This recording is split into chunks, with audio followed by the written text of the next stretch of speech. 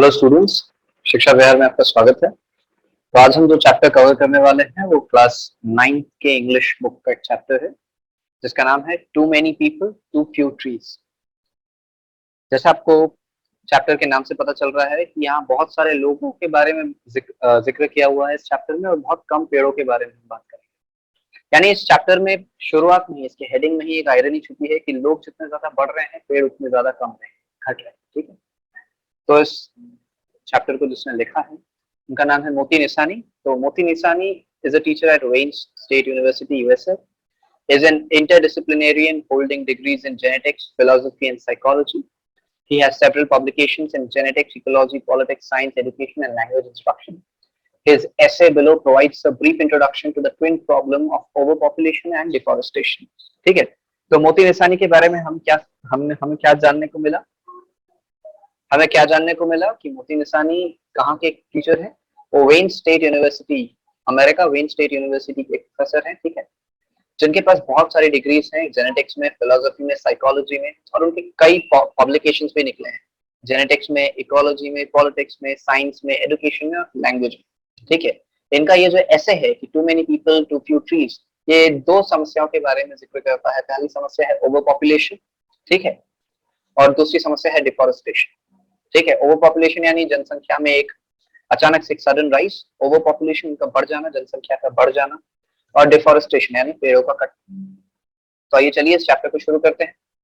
Too many people, too few trees. Human populations have always been in flux for the simple reason that every day some people die with others are born. Throughout most of human existence, the number of births was slightly higher than the number of deaths. Consequently, world populations grew at a very slow rate. A few hundred years ago, however, the situation began to change, especially in the industrialized world. With advances in nutrition, sanitation, and health, people live longer and more of them reach reproductive age. Thus, for the first time in our species' existence, the balance between the number of deaths and births has been significantly disturbed. Consequently, during the last 3 centuries or so, the global human population has been rapidly going on. Every year, in fact, the world's population grows by more than 80 million people. It is, for instance, sobering to recall that for every 11 human beings alive now, only one was alive in the year 1950. ठीक है, तो इस पहले paragraph में क्या कहा गया है कि ह्यूमन पॉपुलेशन जो है, जो लोगों की, मनुष्य की जो जनसंख्या है, वो हमेशा एक फ्लक्स में, फ्लक्स यानी इतने लोग मर रहे थे तो उतने ही उसी सेम अमाउंट में लोग जन्म भी हो रही थी। ठीक है, people were dying and people were getting born. तो throughout most of human existence, यानी जितनी दूर तक मनुष्य का जो अस्तित्व है, number of births was slightly higher than the number of deaths. यानी जितने लोग ज्यादा जन्म ले रहे थे वो जो संख्या थी वो हमेशा ज्यादा थी किस संख्या से? जितने लोग मर रहे थे। लेकिन कॉन्सिक्वेंटली क्या हुआ? World population grew at a very slow rate. पहले क्या होता था, फ्यू हंड्रेड इयर्स अगो, जो वर्ल्ड पॉपुलेशन है, तो देश की जो पूरी देश की जो जनसंख्या है वो एक धीमी गति में बढ़ रही। कुछ 100 साल पहले क्या हुआ था? Situation began to change. जो सिचुएशन है वो बदलने लगा, जो स्थिति है वो चेंज होने लगी, क्योंकि हम लोग इंडस्ट्रियलाइजेशन में, हमारी जो दुनिया है वो इंडस्ट्रियलाइजेशन में, इंडस्ट्रियल एरा में घुसने लगी, ग्लोबलाइजेशन होने लगा। ठीक है, जिसके कारण से क्या हुआ? न्यूट्रिशन में, सैनिटेशन में, हेल्थ में, इसमें एडवांसेस हुए, वृद्धि, जिसके कारण क्या हुआ? हम अपने रिप्रोडक्टिव एज को बहुत जल्दी रीच कर पा रहे थे। तो first time in our species existence जो डेथ्स और बर्थ के बीच का जो बैलेंस था वो अपने आप गड़बड़ा गया। ठीक है, तो consequently during the last 3 centuries or so, the global human population has been rapidly going up. ठीक है, कुछ सदी, तीन चार सदियों पहले, consequently during the last 3 centuries, जो पिछली जो 3 शताब्दियां गई हैं, उसमें जो ह्यूमन पॉपुलेशन है वो काफी ज्यादा तेजी से ऊपर जा रहा है। तो जनसंख्या है वो काफी ज्यादा तेजी से ऊपर जा रही है। हर साल जो हमारी जो पूरी दुनिया की जो जनसंख्या है वो 80 मिलियन पीपल से बढ़ जा रही है। यानी अगर हम इसको थोड़ा सा ऐसे देखें तो ये हम इस लाइन से ये समझ पाएंगे कि आज एवरी 11 ह्यूमन बीइंग्स अलाइव, यानी आज 11 ऐसे, जितने 11 लोग जिंदा हैं, उस कंपैरिजन में 1950 द ईयर 1950 में मात्र एक जिंदा। ठीक है, तो on first sight it may appear that when it comes to something as valuable as human being, the more we have the better off we are. In some ways this is true. All things being equal, more people are likely to generate more inventions, technological breakthroughs and more corporate profits. But taken as ecologists are convinced that the world is already overpopulated. अब जब हम इस चीज को देखेंगे तो हमें लगेगा जनसंख्या जो बढ़ रही है उसमें गलत क्या है, क्योंकि जितने ज्यादा जनसंख्या बढ़ रही है तो किसकी बढ़ रही है, मनुष्य की बढ़ रही है। तो हम ये इसको मनुष्य को एक एसेट के रूप में देख रहे हैं।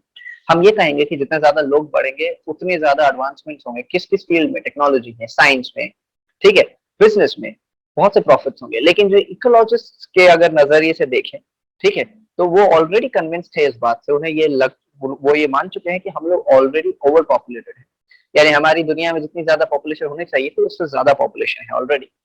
The human populations cannot continue to grow indefinitely for the simple the world itself is finite. More people will need even more food than they now, and therefore the process of deforestation will continue, so that eventually trees will vanish. As the population goes up, so does pollution of rivers, lakes, air, water, and soil.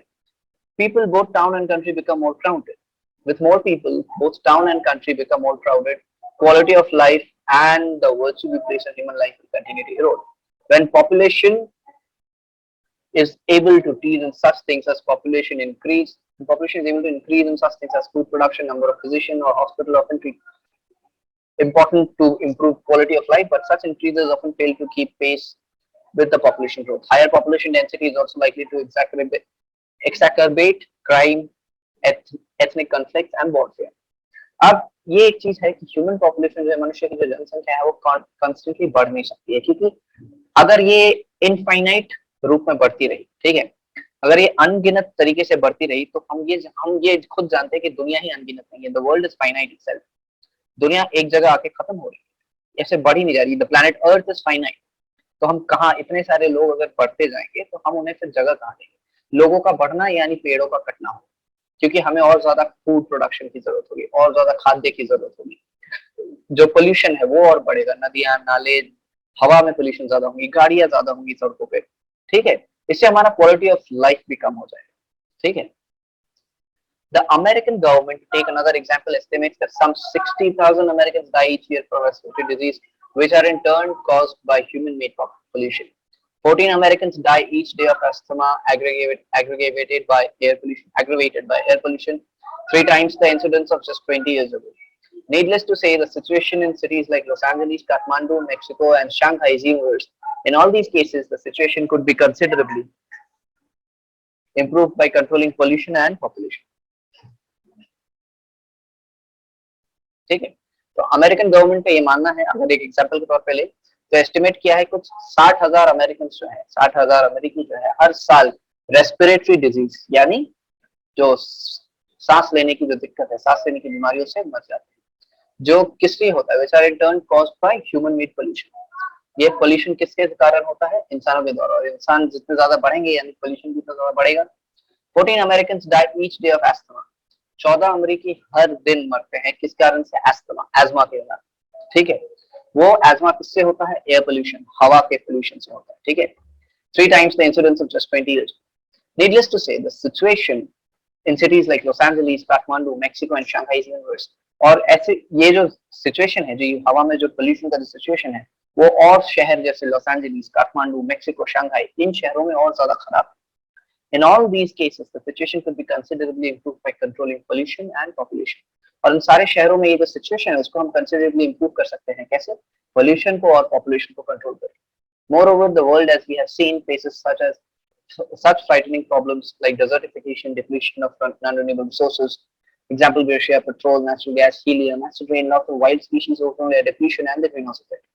और हम भी सब देखते हैं कि जैसे जैसे जितनी भी समस्याएं दुनिया में हो रही हैं, जैसे कि डेजर्टिफिकेशन यानी पेड़ कटते चले जा रहे हैं और वहां बंजर जमीन जो है वो मरुभूमि बनती जा रही है, डेजर्ट बनती जा रही है, तो नदियां नाले सब सूख जा रहे हैं। क्यों हो रहा है ऐसा, क्योंकि हम लोग जो रिसोर्सेज हैं, अब जनसंख्या जैसे जैसे बढ़ेगी तो हमारे जो नीड्स और डिमांड्स है वो भी बढ़ेंगे, जितने ज्यादा लोग उतने ज्यादा डिमांड्स, उतने ज्यादा नीड्स, और इन नीड्स को फुलफिल करते करते क्या है, हमारे जो रिसोर्सेज है, नॉन रिन्यूएबल रिसोर्सेज, एग्जाम्पल के तौर पे पेट्रोल, नेचुरल गैस, हीलियम, ये सारे जो नॉन रिन्यूएबल रिसोर्सेज है वो खत्म हो जा रहे हैं, इनको हम रिन्यू नहीं कर सकते हैं।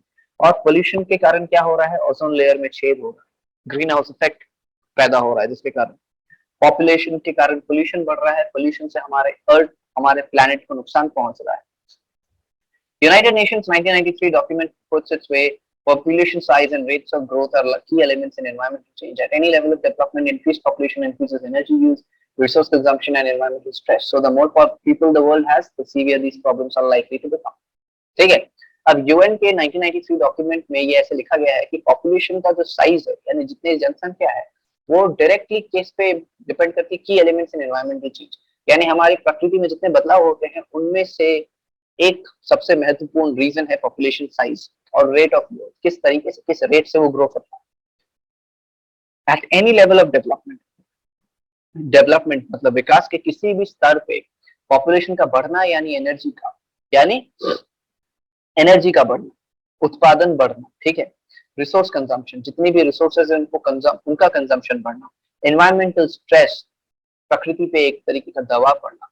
तो ऑल एंड ऑल क्या समराइज होकर निकल रहा है कि लोग जितने ज्यादा होंगे दुनिया में उतनी ज्यादा समस्याएं बढ़ेंगी. Surviving populations make decisive contributions to all environment long run. Efforts to save the biosphere depend in part on our backwards numbers, yet otherwise Green tells us what we can. The German and Sweden defy world transcending in such. Thailand and growth has slowed down to concerted growth in these countries. Population growth. Many factors for these: literacy, media campaigns, readily available family planning, economic, education and legal opportunities for women on how to control their numbers, what they have been lacking. Use of this knowledge. Long-term problems, state of the world's trees owing to variety and other factors. Many third world population burn or cultivate tropical forests. This population in advanced process and technologies and the affluent lifestyle of some people. A country like Nepal has just so much arable land versus more and more people are forced to convert forest into to cut down more and more trees for fuel. The people of rich satisfy Westerners' insatiable demands for hamburgers. Countries like Brazil and Clear have converted to pay by mahogany furniture, newspapers, and other papers. It's striking to recall, for instance, how many trees produce the Sunday edition of the New York Times, mainly for pollution, tourism, construction, houses and factories, and the productivity and general health of the world's forcings, forests and forests as the greenhouse effect, ozone layer depletion.